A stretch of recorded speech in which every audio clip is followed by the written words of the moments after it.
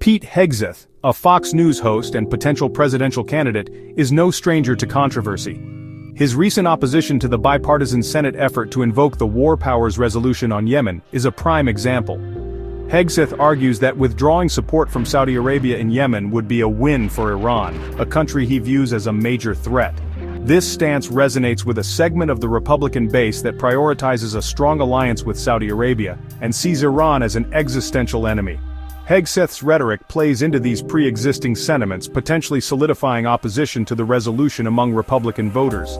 This internal struggle adds another layer of complexity to the already contentious debate surrounding the Yemen War Powers Resolution. It remains to be seen what impact Hegseth's stance will have on the resolution's fate. However, his voice carries weight within the Republican Party, and his opposition could potentially sway some GOP lawmakers. At the heart of this debate lies the Yemen War Powers Resolution, a bipartisan effort to end U.S. military involvement in the ongoing Yemeni civil war. The resolution argues that the U.S. has been engaged in hostilities in Yemen without a formal declaration of war from Congress, a violation of the 1973 War Powers Resolution. Proponents argue that U.S. involvement makes America complicit in the humanitarian crisis in Yemen. Opponents argue that withdrawing support would destabilize the region and embolden Iran. The debate reflects beliefs about America's role, presidential power, and moral obligations. The U.S. has been involved in the Yemeni civil war since its outbreak in 2014, initially providing logistical support and intelligence sharing to the Saudi-led coalition.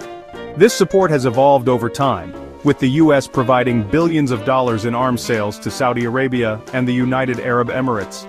While the U.S. has officially scaled back its involvement in recent years, it continues to provide some level of support to the Saudi-led coalition. Recent developments in Yemen have further fueled the debate over the War Powers Resolution. Despite years of conflict, there is no end in sight to the fighting, and the humanitarian crisis continues to worsen. The United Nations estimates that millions of Yemenis are on the brink of famine, and the country is grappling with a cholera outbreak. These dire circumstances have led to increased international pressure for a negotiated settlement to the conflict. Adding complexity to the situation is the Houthi movement's continued alliance with Iran. The Houthis, a Shia Muslim group from northern Yemen, have been fighting against the internationally recognized Yemeni government, which is backed by Saudi Arabia. The ongoing violence and humanitarian catastrophe in Yemen have intensified calls for an end to U.S. involvement, with many arguing that the U.S. bears some responsibility for the suffering of the Yemeni people. Hegseth's influence within the Republican Party, particularly among its more conservative base, cannot be ignored. His background as an Army veteran and his fiery rhetoric on issues like immigration and national security have made him a popular figure among Republicans who favor a more hawkish foreign policy. His opposition to the Yemen War Powers Resolution therefore carries weight, and could potentially sway some Republican lawmakers who might be on the fence. However, it's important to note that Hegseth is not the only voice shaping Republican opinion on this issue. There is a growing contingent within the GOP, particularly among younger voters and those who served in Iraq and Afghanistan, who are increasingly skeptical of foreign interventionism.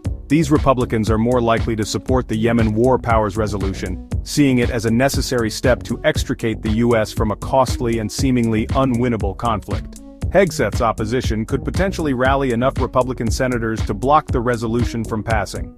Ultimately, the fate of the Yemen War Powers Resolution will depend on whether lawmakers prioritize partisan allegiances or heed the growing calls for peace and accountability.